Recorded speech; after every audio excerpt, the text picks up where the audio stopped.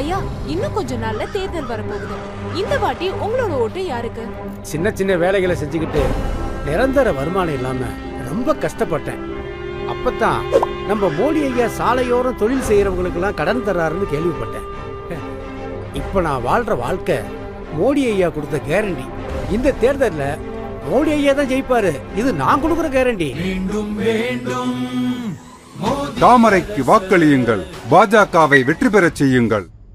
சமீபத்துல தேர்தல் பிரச்சாரத்துக்காக தமிழ்நாடு வந்திருந்த பாஜகவோட தேசிய தலைவர் ஜே.பி. நட்டா இந்தியா கூட்டணியை கடுமையா தாக்கி பேசியிருந்தார். இந்தியா கூட்டணியில இருக்க அரசியல் கட்சி தலைவர்கள் ஒன்னு ஜெயில இருக்காங்க இல்ல பெயில இருக்காங்கன்னு கடுமையா பேசி அரசியல் வட்டாரத்துல பரபரப்பை ஏற்படுத்தியிருந்தார். அப்படி பொது மேடையில ஜே.பி. நட்டா குற்றம் சாட்டின அந்த முக்கிய புள்ளிகள் யாரெல்லாம், அவங்க மேல இருக்க குற்றச்சாட்டுகள் என்ன அப்படிங்கறத பத்தி பார்க்கலாம். 2012 பாஜக மூத்த தலைவர்கள்ல ஒருவரான சுப்பிரமணிய சாமி, காங்கிரஸ் முன்னாள் தலைவர்கள் சோனியா காந்தி மற்றும் ராகுல் காந்தி 2 பேர் மேலையும் காங்கிரஸ் கட்சியோட நிதியை யூஸ் பண்ணி ஏஜிஎல் நிறுவனத்தை கைப்பற்றினதாகவும் அதோட நேஷனல் ஹெரால்ட் அச்சு ஊடகத்துக்கு தொடர்புள்ள 2000 கோடி ரூபாய்க்கும் அதிகமான சொத்துக்களை அபகரிக்கும் நோக்கில செயல்பட்டதாகவும் வழக்கு தொடர்ந்தார். இந்த வழக்குல கடந்த 2018 ஆண்டு 2 பேருக்கும் பிணை வழங்கப்பட்டுச்சு. அது மட்டும் இல்லாம கடந்த 2019 மக்களவை தேர்தல் பிரச்சாரத்தப்போ லலித் மோடி, நிரவ் மோடி, நரேந்திர மோடி இந்த திருடர்கள் எல்லாம் ஏன் மோடின்னு பேர் வச்சிருக்காங்க அப்படின்னு ராகுல் பேசியதுக்காக அவர் மேல அவதூறு வழக்கு தொடரப்பட்டுச்சு. இதனால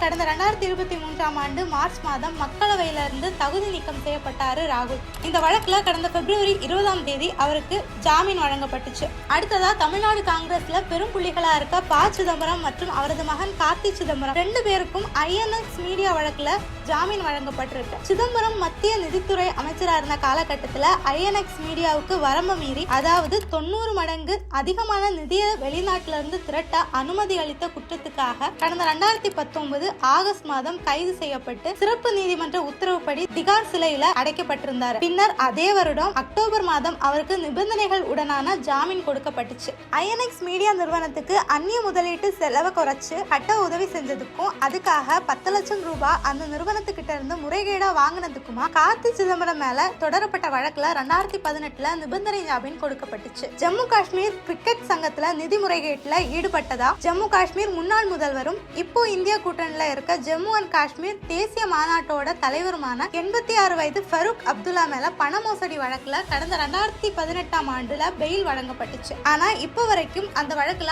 அமலாக்கத்துறை அவரை விசாரணை வட்டத்துக்குள்ளதான் வச்சிருக்காங்க. அடுத்ததா இந்தியா கூட்டணியில இருக்க ராஷ்டிரிய ஜனதா தளத்தோட தலைவர் லல்லு பிரசாத் யாதவ் 1990 முதல்வரா இருந்தப்போ போலி ரசீதுகள் தாக்கல் செய்து 37 கோடியே 70 லட்சம் ரூபாய் அளவுக்கு கால்நடை தீவன ஊழல் செய்ததா அவர் மேல தொடரப்பட்ட வழக்குல 2018 5 ஆண்டுகள் சிறை தண்டனை விதிக்கப்பட்டு தீர்ப்பு வந்துச்சு. ஆனா 2021 அவருக்கு இந்த வழக்குல ஜாமீன் வழங்கிச்சு ஜார்க்கண்ட் உயர் நீதிமன்றம். அதோட இந்தியா கூட்டணியில அங்கம் வகிக்கிற ஆம் ஆத்மி கட்சியோட நிறுவனரும் டெல்லி முதலமைச்சருமான அரவிந்த் கெஜ்ரிவால மதுபான கொள்கை முறைகேடு வழக்குல கடந்த மார்ச் 21 அமலாக்கத்துறையினர் கைது செஞ்சாங்க. அதே வழக்குல பாரதிய ராஷ்டிரிய சமிதி தலைவரும் தெலுங்கானா முன்னாள் முதல்வருமான சந்திரசேகர ராவ் மற்றும் அவரோட மகள் கவிதாவும் அமலாக்கத்துறையினால கைது செய்யப்பட்டிருக்காங்க. அடுத்ததா ரொம்ப முக்கியமா தமிழ்நாடோட ஆளுங்கட்சியான திமுகவையும் ரொம்ப காட்டமா தாக்கி பேசியிருக்காரு நட்டா. குறிப்பா கடந்த 2023 ஜூலை மாதத்துல பண மோசடி வழக்குல செந்தில் பாலாஜிய